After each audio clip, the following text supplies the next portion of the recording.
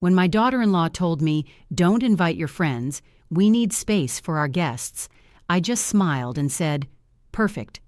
But what she didn't know was that the guest house she was counting on wasn't hers anymore, because by the time they arrived, I'd already rented it to myself.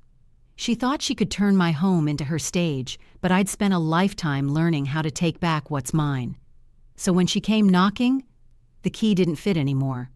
Comment where you're watching from and subscribe if you believe no one should ever be made to feel like a guest in their own home. I've learned that some people don't need to raise their voice to disrespect you. They do it with a smile.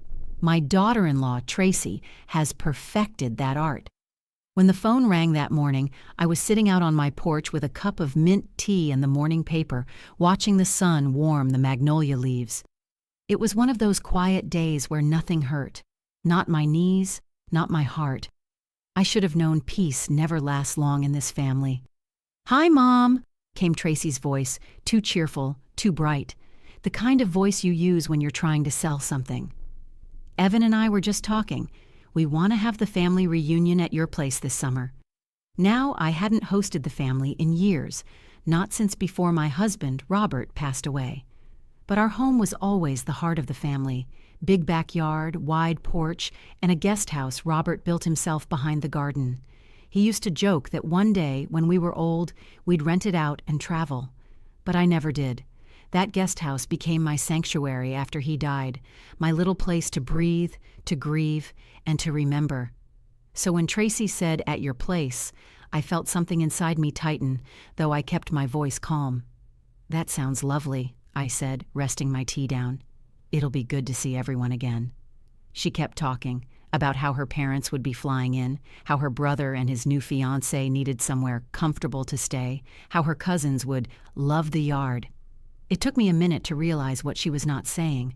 She never mentioned my sisters, my cousins, or my friends, the people who'd sat by my side through the worst years of my life.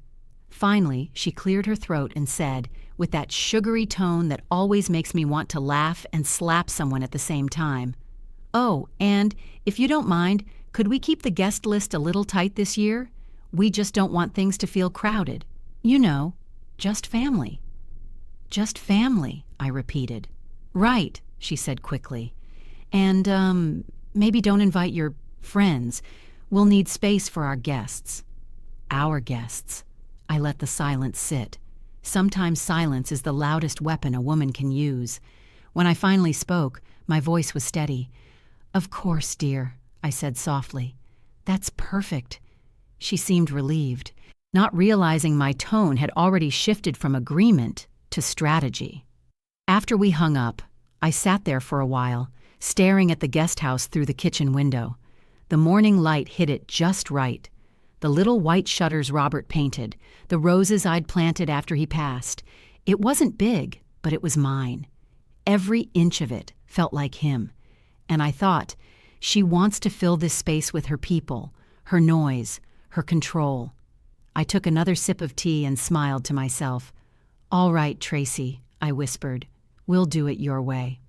That afternoon, I called my best friend, Loretta. She's been my confidant since high school. The one person who can hear a single from me and know exactly what I mean. "Girl, what'd she say this time?" she asked, laughing before I could even speak. I told her everything. The call, the tone, the "don't invite your friends." Loretta whistled. "That woman bold, acting like your home's some Airbnb she booked online." I chuckled, but my chest felt tight. She's been trying to run things ever since she married Evan, and he, bless him, he just nods along like she hung the moon. "Men like him," Loretta said, "they confuse peace with silence. Don't let her play you small, Margie." "I won't," I said, meaning it. But as I hung up, a little voice in my head, the one that always sounds like my late husband, whispered, "You've been letting her take inches for years, and now she wants the whole mile." That night, I pulled out my old family album. I flipped through the pages, photos from birthdays, holidays, and cookouts where Tracy always stood just slightly apart from everyone else. Never messy, never laughing too hard, always watching. And me, I was the fool trying too hard to make her comfortable, giving her the good seat, complimenting her dishes even when they were bland, handing her my jewelry when she said, "Oh, that's so pretty, where'd you get it?" Women like Tracy don't want peace. They want control dressed as politeness. So when she told me not to invite my friends, the people who held my hand through widowhood, who prayed over me when I couldn't sleep, something in me snapped. I wasn't angry, not yet, but I felt that old, quiet strength rise, the same strength that got me through losing Robert, the same strength that rebuilt my credit after Evan's business investment went bad, the same strength that knows how to play the long game. A few days later, Evan called. His voice was soft, careful, the way it always is when he's stuck between his wife and his mother. "Mom, Tracy told me she spoke with you. You're okay with us using the guest house, right?" I smiled. "Of course, I want y'all to be comfortable." He sighed with relief.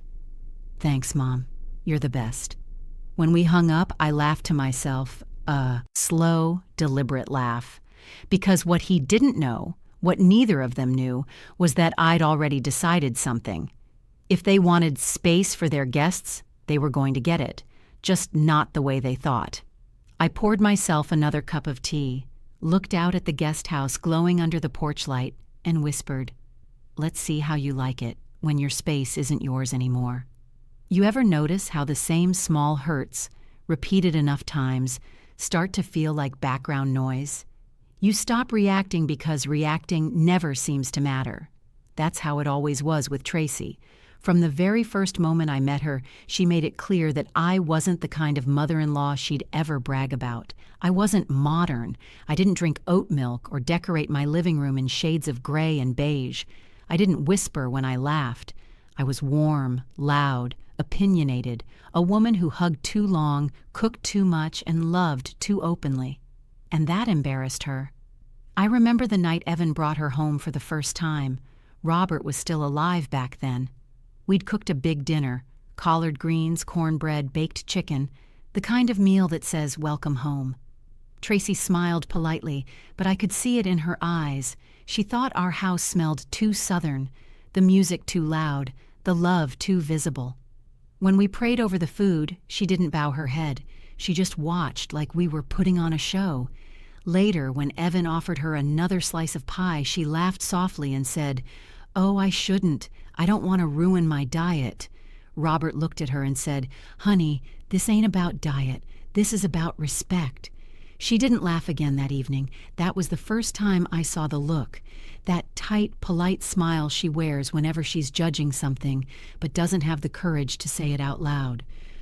Over the years, that look became her weapon. After Robert passed, things changed between me and Evan. My boy used to call every week. Now it was once a month, maybe less. He'd sound distracted, distant. Tracy was always hovering in the background, her voice faint but sharp, like a knife scraping porcelain. "Mom, you don't need to send us money anymore," he'd say, his voice careful. "Tracy and I are doing fine." But he never called just to talk. It was always something. Advice about selling the house, suggestions for downsizing, or gentle reminders about planning for the future. I knew whose words those were. Tracy's fingerprints were all over them. She wanted my life tidy and contained, something that wouldn't interfere with hers. I tried to make peace. I really did. I sent Christmas cards with long, handwritten notes. I mailed birthday gifts for her family. I even offered to host their friends when they came down south. Every time she'd find a way to twist it. "Oh, that's sweet, but we already have plans." Or, "Thanks, but your place might be too rustic for our crowd." Rustic. That word burned like vinegar. My house isn't a mansion, but it's a home. Wooden floors, sunlight, the smell of lemon polish and Sunday supper, it carries memories in its walls. You can feel them. But to her, it was never enough. Last Thanksgiving, they visited for a weekend. I'd spent 2 days cooking, roasted turkey, sweet potatoes, pecan pie. The table looked like a magazine cover. Tracy walked in, sniffed the air, and said, "Wow, smells old-fashioned." She thought she was being funny.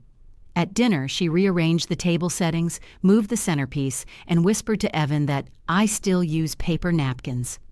When my best friend Loretta stopped by with a pie of her own, Tracy's smile vanished. "Oh, hi. We weren't expecting company," she said, emphasizing that last word like I'd invited a stray cat to sit down. Loretta winked at me, kissed my cheek, and sat right next to her anyway. "Sweetheart," she said to Tracy, "you're the guest, not the decorator. Relax." I had to hide my smile behind my glass of wine. Later that night, after everyone had gone to bed, I overheard Tracy in the guest room, her voice low and sharp. "She's so exhausting, Evan. Everything has to be about her." And Evan, my son, my only boy, sighed and said, "Just let it go, Tracy. It's easier that way." That line cut deeper than anything she said. It's easier that way. That's how I became invisible in my own family. Not because I was cruel, but because being kind was inconvenient. When I heard Tracy's words on the phone that morning, "Don't invite your friends," it wasn't just about seating arrangements. It was about ownership. She wanted to control every inch of my world, to dictate who belonged inside it. I didn't show anger because anger is what people like her feed on. They want you to look irrational so they can play the victim. So instead, I smiled. I started paying attention to her patterns, her assumptions, her greed dressed as grace. Every slight, every whispered comment, every eye roll at my old ways, I filed them away like puzzle pieces, waiting to fit into the picture of her downfall. She thought she was clever, but she never learned that the quiet ones are always watching. One afternoon, I went through my old boxes in the attic, Robert's journals, property papers, even the first sketch of the guest house he built. In the corner, I found something that made my heart pause, an envelope labeled, "For Margaret, in case you ever need it." Inside was a signed letter and an old deed, proof that the guest house, though built on our land, had its own title. I ran my fingers over the paper and smiled. Robert always was a man who thought ahead. Tracy wanted control, but I had something better: ownership. I sat back, looked at that faded signature, and whispered, "Thank you, baby." Because now I knew exactly how to remind them whose name was really on the door. By the time the reunion rolled around, Tracy would learn what it felt like to be a guest in a house that didn't belong to her. The following week, Tracy started her campaign of instructions. It began with a text about catering. "Hey, Mom. Thinking we'll do a light brunch instead of your usual Southern spread this time. My friends are gluten-free and dairy-sensitive." I read it twice, sipping my tea. Not a request, not even a suggestion. Just a decision she made about food in my own home. A few hours later, another message came through. Also, don't worry about decorations. I'll bring my own table linens and candles. Want to keep it modern and minimal. Modern and minimal. That woman couldn't even let me have napkin rings. By Thursday, she'd sent a color-coded list of guest arrangements. Evan's parents, me, were in the main house, while her parents, her brother, and 2 cousins were in the guest house. She even had the nerve to say, "I figured you'd be more comfortable letting the younger ones have the space out back. It's more their vibe. Their vibe." She wanted to push me out of my own sanctuary, the last piece of peace I had since Robert died. I stared at my phone for a long time. Then I typed one short reply: "Sure, Tracy. Whatever works best for you." Then I set the phone down and smiled, because by then, the plan was already in motion. That night, I pulled out my old notebook, the one where I kept bills, notes, and property details.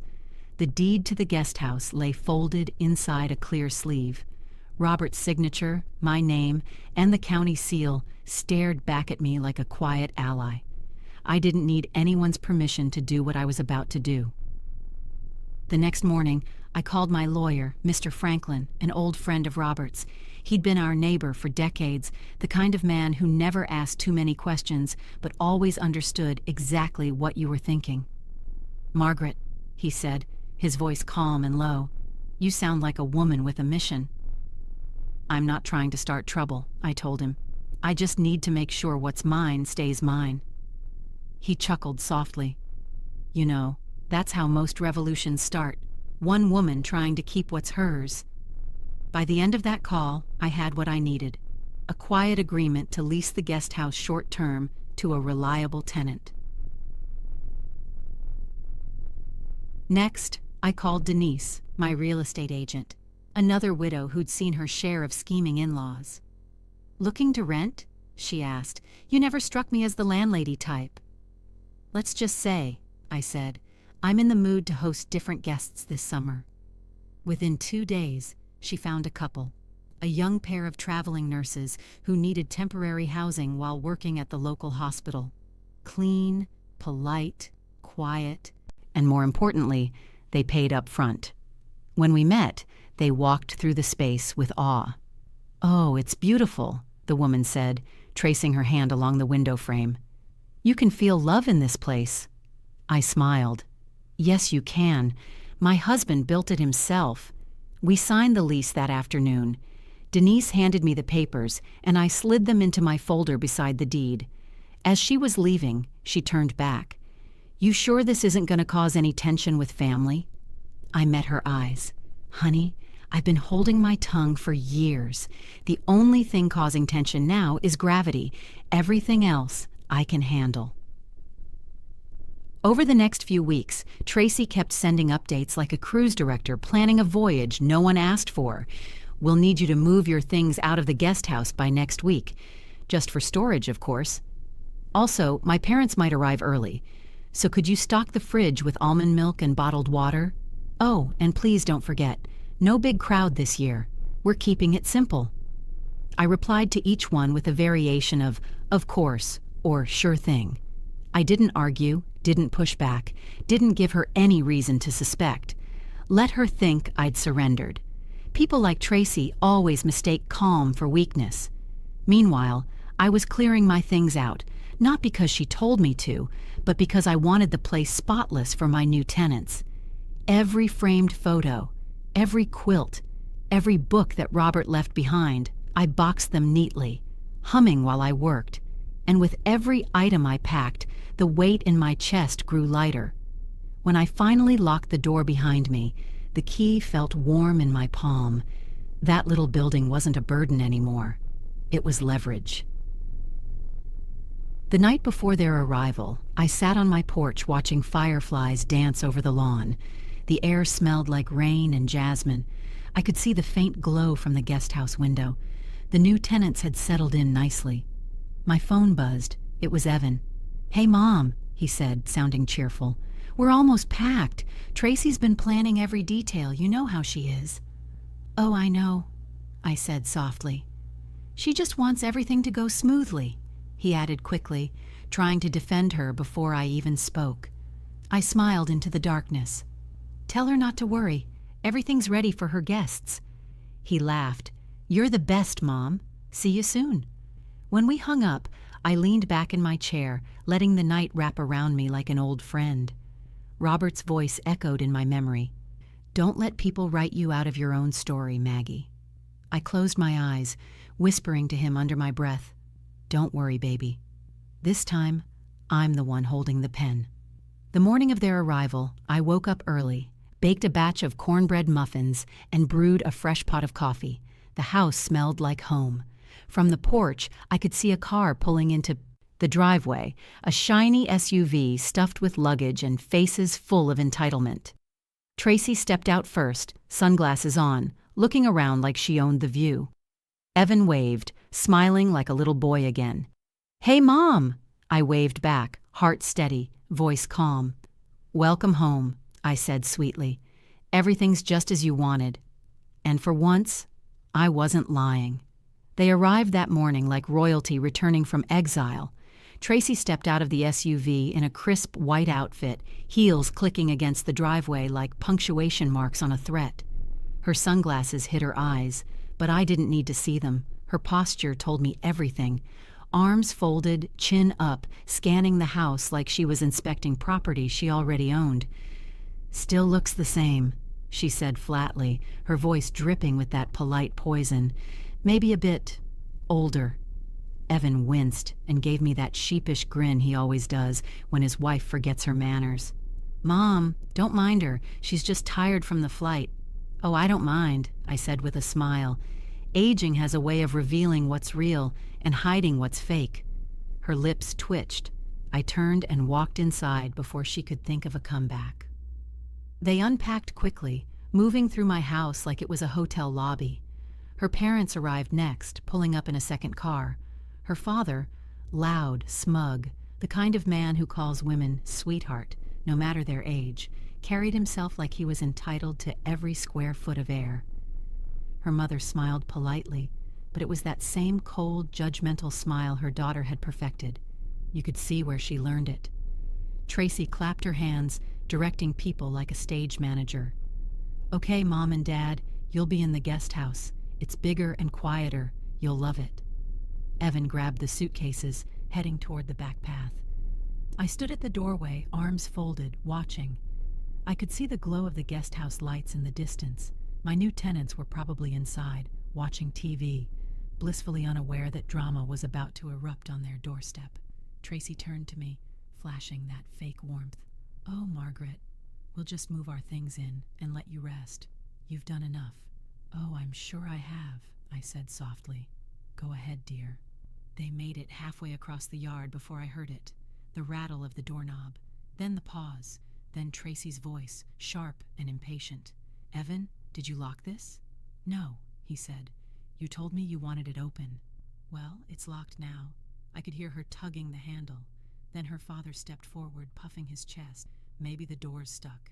These old houses always have sticky locks. He twisted, yanked.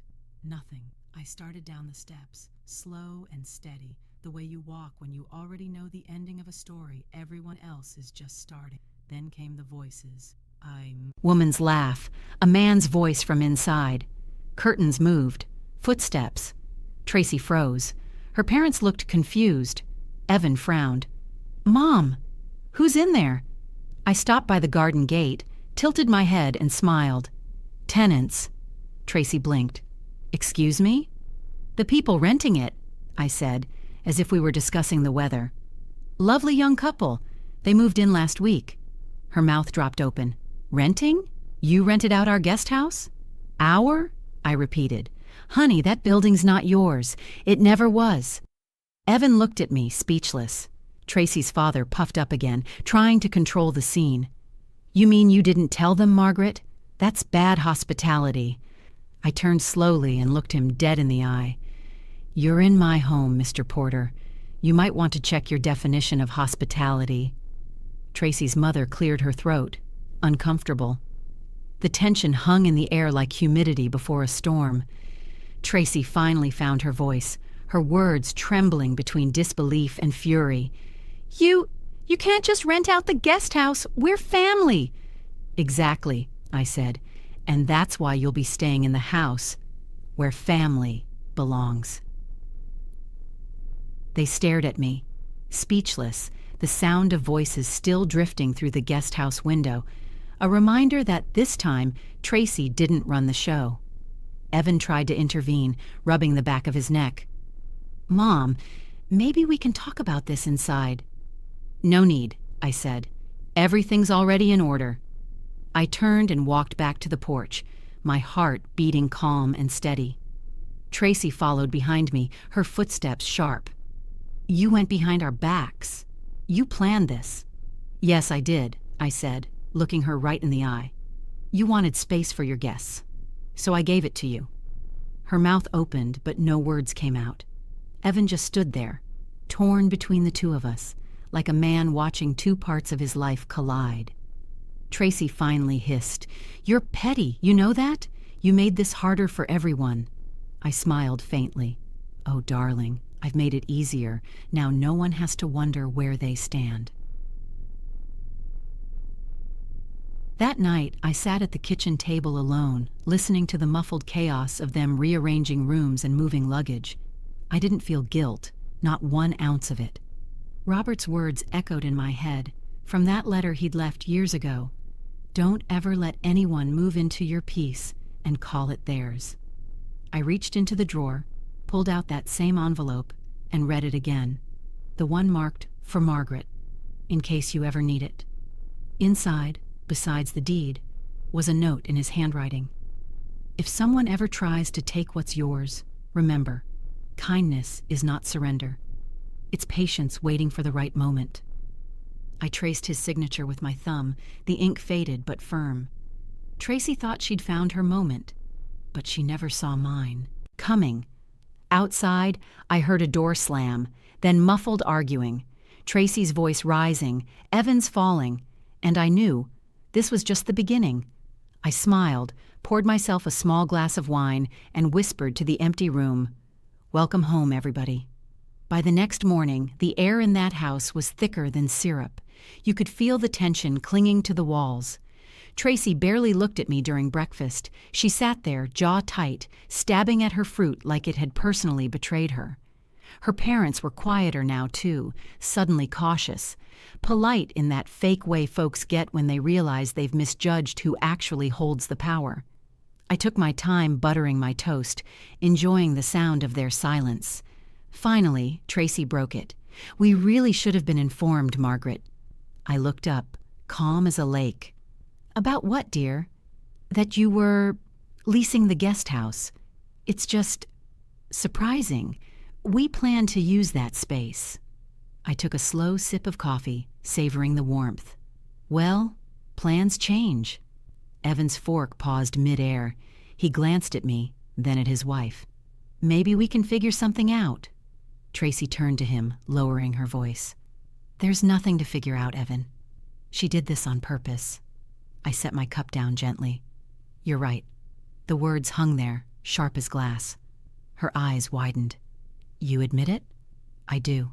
You wanted space for your guests, so I made sure it was used properly. They're paying tenants, clean, kind, and respectful. All things I've learned to value." Her face reddened. "You're unbelievable."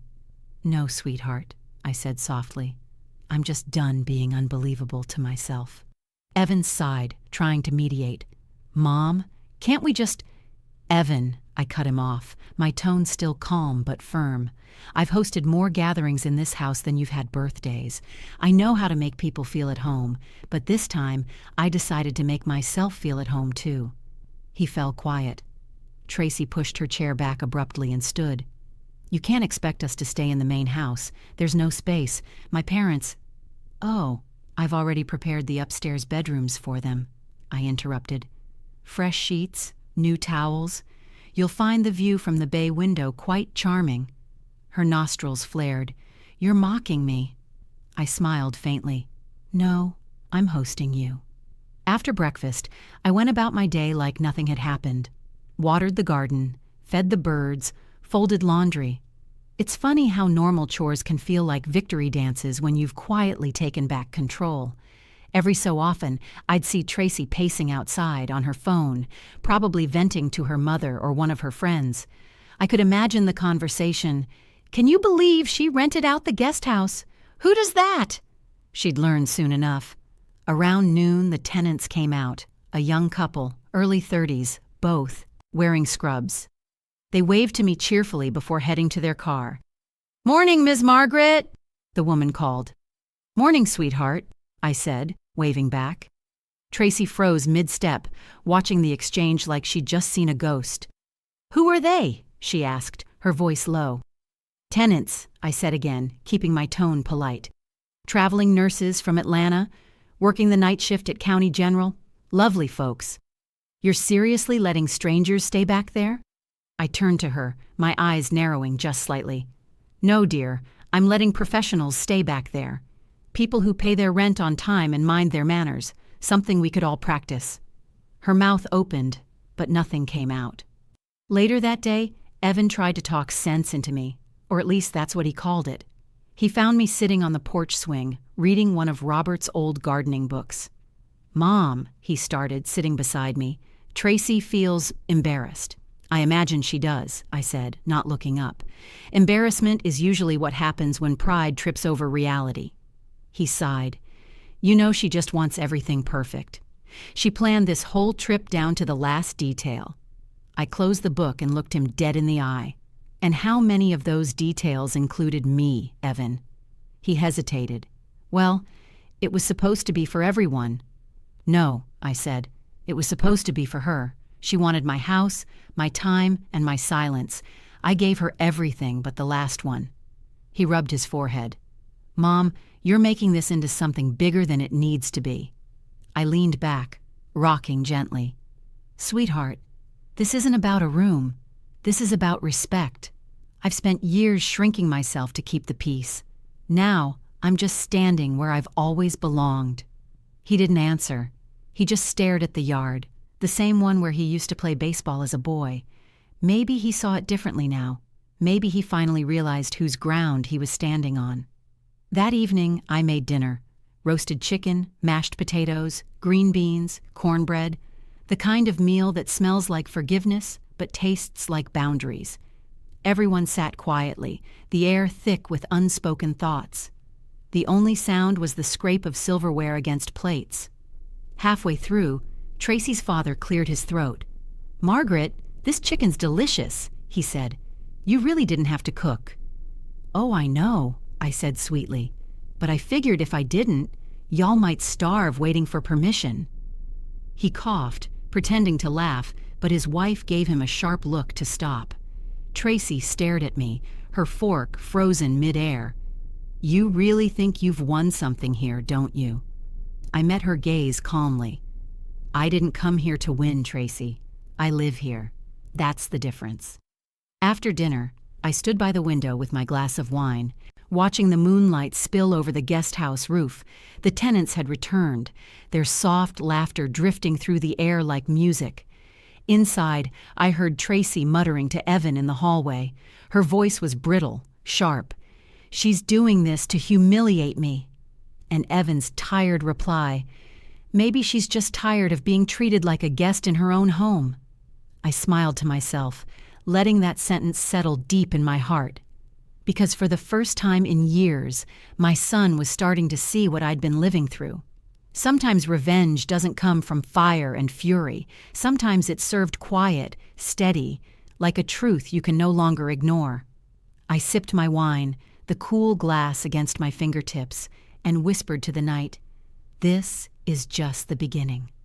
The next morning, the sun rose pink and gold, the kind of light that makes everything look softer than it really is. You'd never guess that inside my house, peace was hanging by a single thread. I woke early, as always, humming while I fried bacon and whisked eggs. Cooking calms me. It's how I think. And that morning, I needed to think. I heard footsteps upstairs, murmurs, the sound of a suitcase rolling across the floor. Then Tracy's voice floated down the hall, clipped and commanding. Evan, get the extra towels. Mom's bathroom smells like bleach. I smiled to myself. It's called cleanliness, I muttered. You should try it sometime. When she walked into the kitchen, she looked like a woman holding a grudge in designer pajamas. Her hair was wrapped neatly in a silk scarf, not a strand out of place. I could tell she hadn't slept. Morning, I said, flipping a pancake. Hope the beds were comfortable. They're fine, she said stiffly. A bit dated. I laughed, light and easy. So am I, but we're both still holding up. She didn't smile. Behind her, Evan hovered like a shadow, trying to play peacekeeper. Smells great, Mom, he said softly. Need help? No, baby, just sit, I said. Breakfast is almost done. He sat down. Tracy stayed standing. That woman never sat still, unless she was in control of the room. As I plated the food, she folded her arms. So, what exactly are your plans for the guest house? How long are they staying? I looked up, meeting her eyes. They signed a 2-month lease. Her mouth fell open. 2 months? You can't be serious. Oh, I'm very serious. I poured syrup onto Evan's pancakes, slow and deliberate. They're good people, hard-working. They needed a place, and I had one. But this is our reunion, she snapped. You knew that. I leaned on the counter, tilting my head slightly. You told me not to invite my friends. You said you needed space for your guests. You didn't say which ones. Evan stared at his plate. I could see the corner of his mouth twitch. He was trying not to smile. Tracy noticed, too. "You're okay with this?" she asked him, her voice sharp. He hesitated, choosing his words carefully. "It's Mom's property, Tracy. She can do what she wants with it." "Oh, don't start that again," she hissed. "You always take her side." "Maybe because she's right this time," he said quietly. The silence that followed was thick and cutting. Even the clock on the wall seemed to stop ticking. Then she grabbed her coffee mug, slammed it down, and said, "I can't do this. I'm going for a walk." She stormed out the back door, heels clicking on the deck like angry punctuation marks. I watched her through the window as she walked toward the guest house, muttering to herself. The tenants were outside watering their plants. The woman waved. "Morning," she called cheerfully. Tracy froze, blinked, then forced a smile. "Good morning," she said, her voice tight as piano wire. I saw the man point to the sign by their door, the one Denise had made for me that said, "Welcome to Magnolia Cottage." Tracy's face turned red. She turned on her heel and marched back toward the house. When she came back inside, her expression could have curdled milk. "You named it?" I shrugged. "My husband did. Years ago." She threw her hands in the air. "This is insane. You're treating this like some kind of revenge." I set down my fork and looked her dead in the eye. "Sweetheart, revenge is when you try to hurt somebody. This is just called boundaries." By lunchtime, the rest of her relatives started arriving. Her brother, his fiancée, and 2 cousins I'd never met. They came piling in with gift bags and big city attitudes, all wearing the same brand of fake kindness Tracy wore like perfume. They hugged her, kissed her cheek, and then looked at me, the hostess, with polite confusion.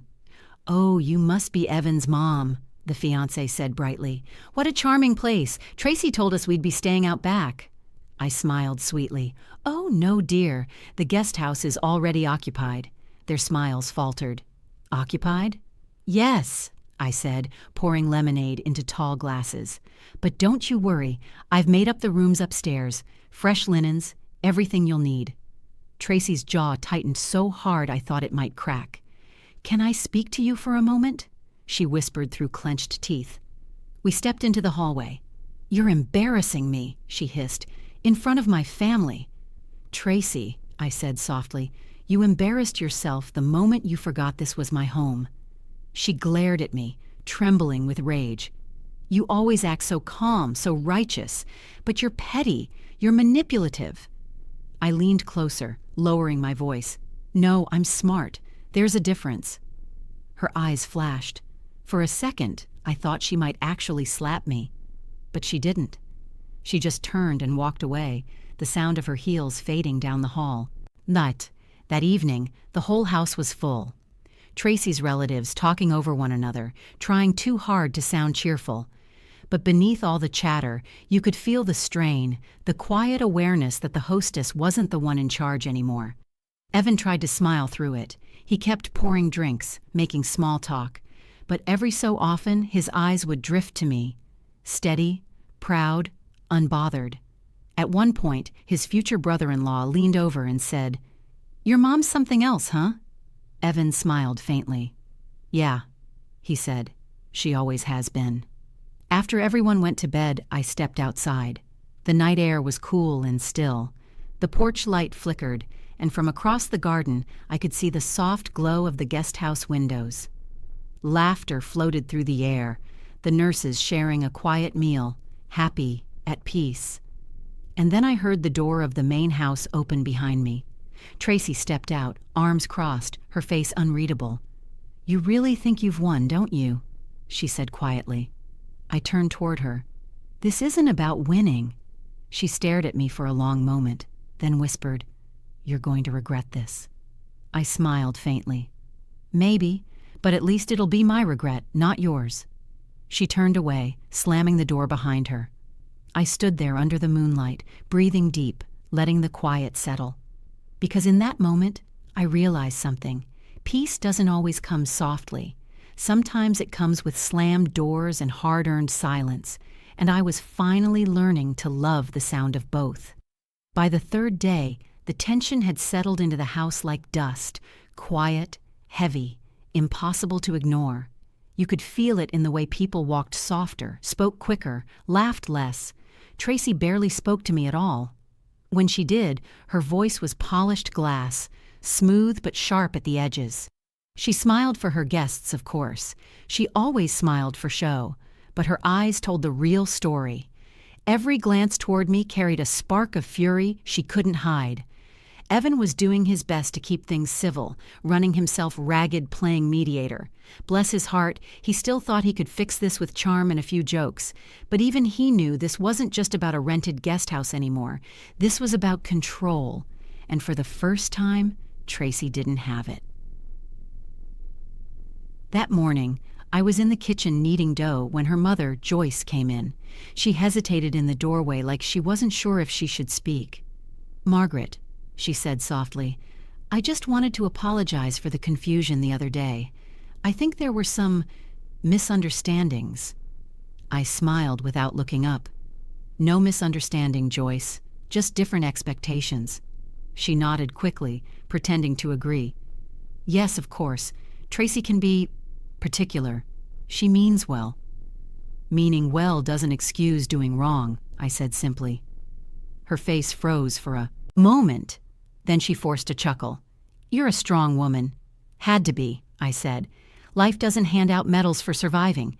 It just expects you to keep showing up." She didn't have much to say after that. Around noon, I noticed Tracy outside talking to the tenants. From my kitchen window, I could see her gesturing toward the guest house with that fake, concerned smile she wears when she's trying to manipulate someone. I dried my hands and walked out to the porch, just close enough to hear her voice. "And I'm sure Margaret didn't mention we'd be needing the space. It's a family event. Perhaps you could find another rental for a couple of weeks. We'd be happy to reimburse you." The young woman looked uncomfortable. "I'm sorry, ma'am, but we signed a lease. Ms. Margaret's been wonderful. We really like it here." Tracy's smile faltered. "Of course, but maybe we could talk privately." "Everything okay out here?" I called out, stepping down from the porch. Tracy turned, her expression snapping into innocence. "Oh, I was just chatting with your tenants." I walked right up beside her. "Good. I hope you were telling them how welcome they are." The young man spoke up quickly. "We were just saying how peaceful it's been, Ms. Margaret. Thank you again." I smiled warmly. "Any time, sweetheart. You're safe here." When they walked back inside, I turned to Tracy. "Don't ever talk to my tenants again." Her jaw tightened. "They're on our property." "They're on my property," I corrected, "and you don't have to worry. Your name's not on a single thing here." By that evening, she'd turned icy. She barely looked at me during dinner, though she smiled and laughed loud enough for everyone to hear. The show must go on, after all. Halfway through the meal, her cousin Rebecca whispered something to her that made them both giggle. I pretended not to notice, but I caught it anyway. "She thinks she's so clever, doesn't she?" I looked up and said sweetly, "Rebecca, could you pass the salt?" Her hand froze mid-air. "Oh, of course." "Thank you," I said, smiling. "You remind me so much of Tracy when she first married Evan. So eager to be liked, before she realized that respect doesn't come from pretending." The table went quiet. You could have heard a toothpick drop. Tracy's father cleared his throat, trying to lighten the air. "Well, this is delicious, Margaret. You sure you don't do catering on the side?" I smiled. "No, but I do serve truth. It's not always sweet, but it's good for you." After dinner, I went out to the porch again, the cicadas humming like old gossipers in the dark. Evan joined me, slumping into the chair beside mine. He looked worn out. "You're enjoying this, aren't you?" I raised an eyebrow. "Enjoying what?" "Watching Tracy lose her mind." I chuckled softly. "I don't enjoy watching anyone lose control, but I do appreciate when life teaches people who they're dealing with." He sighed. "She's not all bad, Mom. I never said she was, but she's learning that kindness isn't weakness, and I'm done letting her mistake the two." He nodded, quiet for a moment. "I guess I didn't realize how much she's pushed you." "That's because you love her," I said gently. And love makes people blind to the harm that looks like politeness. He didn't answer, but his silence said enough. Later that night, a storm rolled in, thick clouds swallowing the stars. Rain tapped against the windows like an impatient visitor. From the hallway, I heard the low murmur of voices. Tracy and her parents arguing behind a closed door. "You should have handled this differently," her mother hissed. "I tried," Tracy snapped. "She's impossible. Everything's about her." "Maybe you should apologize," her father muttered. "She's got all the leverage." Tracy's voice broke through, sharp as lightning. "I will not bow to that woman in my own family." I smiled to myself in the dark, because it wasn't about bowing. It was about learning that not every crown is visible. Some are built quietly, out of patience, dignity, and well-kept deeds. And the next morning, the storm had passed. The house was silent except for the creak of floorboards. I found Tracy in the kitchen, standing by the window with her coffee. Her reflection in the glass looked smaller somehow, like the fight had drained out of her. Without looking at me, she said, "I talked to Evan. We'll be cutting the reunion short." I stirred my tea. "That's a shame.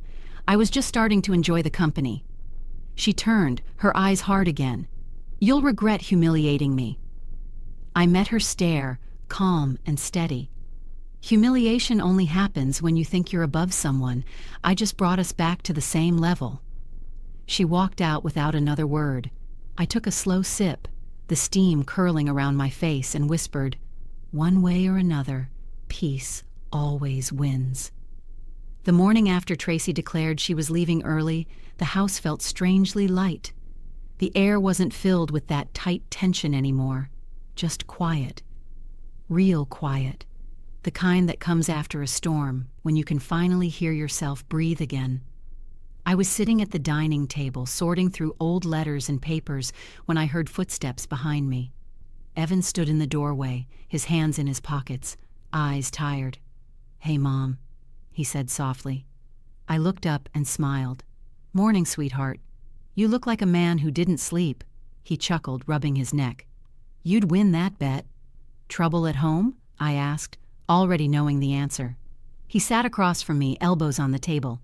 "Tracy's upset." I raised an eyebrow. "Tracy's always upset, when the world doesn't bend her way." He didn't argue. Instead, he looked down at his hands, quiet. "She says you embarrassed her, that you planned this whole thing just to make her look small." I leaned back in my chair. "No, Evan. I planned this to remind her she can't make me small." He looked up at me then, really looked, like he was seeing me for the first time in years. "She shouldn't have said that thing about your friends," he admitted. "Or the guest house. I get it now, but you could have told me what you were doing." I smiled faintly. "If I had, you would have told her, and she would have found a way to twist it." He sighed. "Maybe. She's stubborn. So am I." We sat in silence for a moment. The light coming through the curtains landed on the papers in front of me, the deed, the letter from Robert, the proof of ownership I kept like a secret weapon. Evan noticed them and frowned. "What's that?" "History," I said simply. I slid the letter toward him. He unfolded it slowly, scanning his father's handwriting. I watched his face change, confusion first, then guilt, then realization. When he finished, he whispered, "Dad left the guest house in your name." I nodded. "He built it for me, Evan. Said every woman needs a space that's hers, untouched. When he died, I protected it, not because of money, but because it's all I had left of him." Evan's eyes softened. She didn't know. She didn't ask. He sat back, letting out a long breath. "You know, Mom, she said you make her feel like an outsider." I raised my eyebrows. "And what does she make me feel like?" He didn't answer. "Let me tell you something," I said, my voice low. "When a woman marries into a family, she has two choices, build bridges or burn them." Tracy came in holding matches. Evan's jaw clenched. "She loves me, Mom." "I know she does," I said gently. "But love isn't supposed to turn a man into a mirror for someone else's reflection. You've been living her script for years." He swallowed hard, eyes wet. You think I don't see it? I leaned forward. I think you see it, but you're afraid of what happens if you say it out loud. He rubbed his temples, silent. Son, I said softly, I'm not your enemy.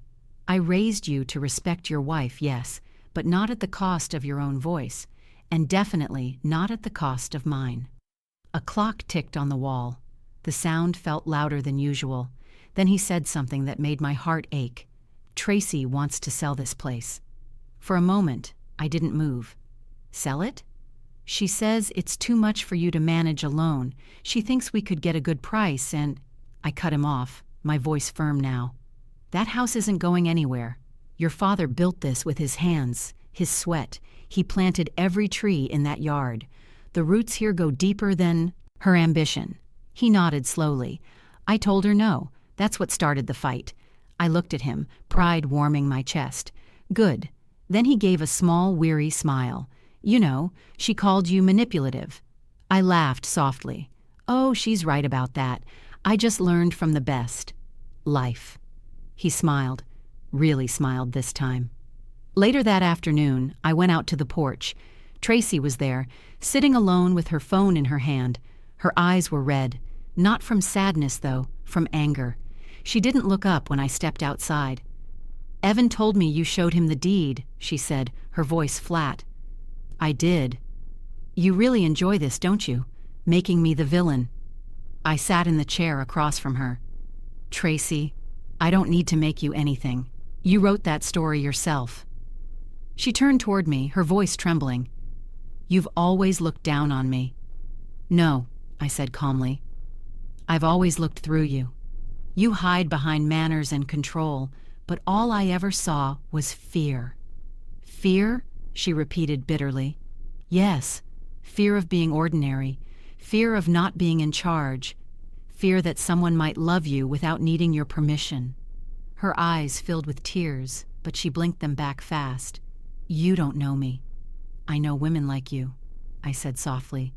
I used to be one, always trying to prove something, always scared of being less than perfect. But let me tell you, perfection is lonely, Tracy. You can't build love out of control. For the first time, she didn't have a comeback. She just looked down, gripping her phone like a lifeline. I stood. You can hate me if it helps you sleep, but one day you'll understand. I didn't take your power, Tracy. I just stopped giving you mine. That night, Evan came to say goodnight. He hugged me tight, tighter than he had in years. Thank you, he whispered, for everything. I smiled, brushing his cheek like I used to when he was little. You're welcome, baby. Just promise me one thing. Don't lose yourself trying to keep someone else happy. Happiness borrowed is never real. He nodded, eyes shining. As he walked away, I looked out through the window. The guest house lights were glowing steady in the distance, warm and calm. And for the first time in years, I felt that same light inside me. Because I'd stopped fighting to be seen. I'd started living like I already was. By Sunday morning, the house had gone cold. Not because the air conditioning was too high, but because warmth had left the walls. The laughter that used to echo through the rooms during family gatherings was gone. Even the smell of breakfast couldn't chase away the chill. Tracy had barely spoken since our talk on the porch. When she did, her words were clipped, rehearsed. She spent the morning packing, her movements sharp and deliberate, like each fold of clothing was an act of defiance. Her parents stayed out of it entirely. They moved through the house quietly, embarrassed, unsure which side to take now that the power balance had shifted. Evan followed her around like a man caught between two fires, afraid to get burned by either one. I didn't interfere. Some lessons don't need to be spoken. They just need to play out. Around mid-morning, I went out to water the flowers. The tenants from the guest house were sitting on the porch, sipping their coffee, looking content. "Morning, Ms. Margaret," the young man called. "We hope we're not causing any trouble." I smiled. "Not at all, sweetheart. You two are the calm in the middle of the storm." The young woman laughed softly. "We can tell there's been a little drama." "Oh, it's nothing new," I said, waving it off. Family drama is like humidity. It sticks to everything, but it always clears after the rain. She smiled knowingly. Well, you handled it with grace. My mama would have thrown someone out by now. I laughed. Oh, don't think I didn't consider it. When I went back inside, I could hear Tracy in the next room talking on the phone. She was pacing, her voice trembling between anger and humiliation. I can't believe she did this to me, Mom. Everyone's looking at me like I'm some kind of fool. I can't stay here. I just can't. Her mother's voice was faint but stern. Maybe it's best to leave with dignity, dear. Tracy's reply was sharp. There's nothing dignified about being played by an old woman. I paused in the hallway, unseen, and whispered, Old, maybe, but never foolish. An hour later, the cars were packed. Her family stood on the porch, muttering their polite goodbyes, pretending everything was normal. Tracy avoided eye contact until the very end. When she finally turned toward me, her eyes were glassy. I couldn't tell if it was anger or shame, maybe both. I'll send for the rest of our things, she said flatly. I nodded. I'll have them ready. She hesitated, as if waiting for me to apologize, to make peace. But I'd made peace the moment I stopped shrinking myself for her comfort. Safe travels, I said softly. Her jaw tightened. You'll regret this. Maybe, I said, smiling faintly, but at least I'll regret it in peace. She turned sharply, got in the car, and slammed the door. Evan lingered for a moment longer. He looked at me, eyes heavy with guilt. I'm sorry, Mom. I didn't see how bad it had gotten. I reached up and cupped his cheek. You see now, that's what matters. He nodded. I'm going to stay with her for a while, try to calm things down. Of course, I said. That's your wife. Just don't lose yourself again trying to calm her storms. He kissed my forehead before walking away. As the car pulled out of the driveway, I stood there barefoot on the porch, the wind lifting the edge of my robe. The tires crunched against gravel, the sound fading until all that was left was silence. And it was the sweetest silence I'd ever heard. In the days that followed, the house felt alive again. I played my old records, filled the rooms with gospel and blues, and let the scent of baked cornbread drift through the halls. My friends came by. Loretta, of course, first through the door. Well, well, she said, setting down a pie. I heard the Queen packed her crown and left town. I laughed. She sure did, and she forgot her manners on the way out. Loretta grinned, sinking into the couch. You did it, Margie. You got your peace back. I looked around at my quiet, sunlit home. I didn't just get it back, I said. I reclaimed it. A few weeks later, I got a letter in the mail, addressed in Evan's handwriting. Inside was a note and a folded photograph. Mom, it read, I'm sorry for everything. You were right, about her, about boundaries, about the way love can turn into control when you're not careful. Things are complicated right now, but I'm learning to see clearer. I hope one day we can all sit together again without all the noise. Love you always, Evan. I stared at that note for a long time, the edges of the paper soft between my fingers. I felt a warmth rise in my chest. Not happiness exactly, but relief. The kind that comes when someone finally starts to see the truth for themselves. The photo was of him standing in front of their house, smiling small but real. No Tracy in sight. I placed it on the mantel beside a picture of Robert and me, two men I loved in very different ways, both reminding me of who I was and what I'd built. That evening, I sat on my porch watching the sunset stretch across the sky. The guest house lights came on, the tenants moving quietly inside. The garden glowed gold and green under the fading light. For the first time in a long time, I didn't feel angry or sad. I felt whole. Because here's the thing about reclaiming your peace. Once you do, you stop begging people to understand it. You just live it, and I plan to do just that. Months rolled by, slow and kind. The house that once echoed with tension now breathed easy again, filled with music, the smell of gardenias, and the gentle rhythm of peace I'd been craving for years. The guest house tenants stayed through the summer, paying on time, tending the garden, even fixing the fence out back without me asking. When they finally left for their next assignment, they hugged me like family. "Thank you, Ms. Margaret," the young woman said, smiling through tears. "You gave us more than a place to stay. You gave us peace." I smiled. "Peace is meant to be shared, baby. Just don't ever let anyone take it from you." When they drove away, I stood there for a moment, looking at that little house. The roses had bloomed, wild around it again. The porch lights glowed warm against the twilight. It looked just like it did when Robert finished building it. Proud, strong, and mine. A few weeks later, Loretta came by with sweet tea and a mouthful of gossip. "Girl," she said, dropping into a chair, "you seen Evan's Facebook? Looks like things between him and Miss High and Mighty are strained." I raised an eyebrow. "Strained how?" She grinned. "Oh, you know, those vague posts.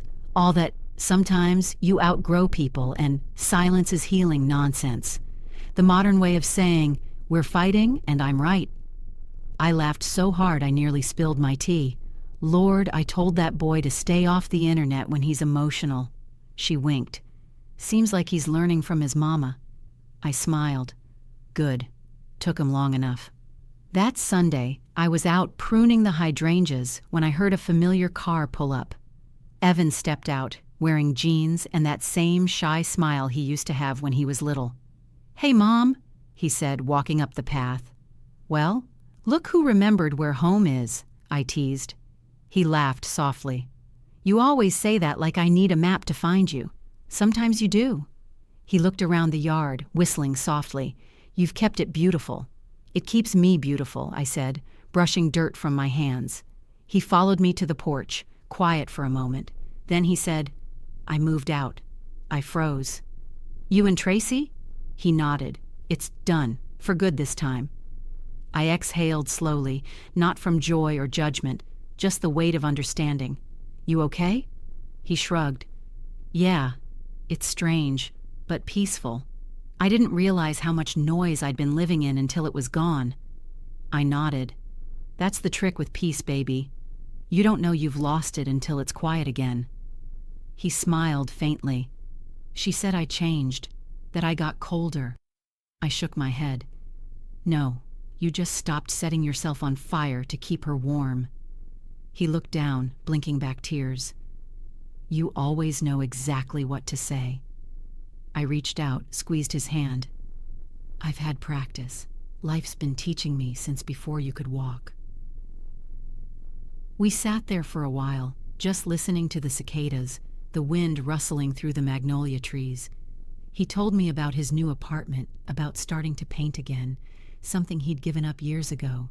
Then he said, "Mom, I think I owe you an apology for letting her treat you that way." I shook my head gently. "No, baby, you don't owe me a thing. The only apology I ever wanted was you waking up to who you are." He smiled, wiping his eyes. "Well, I'm awake now."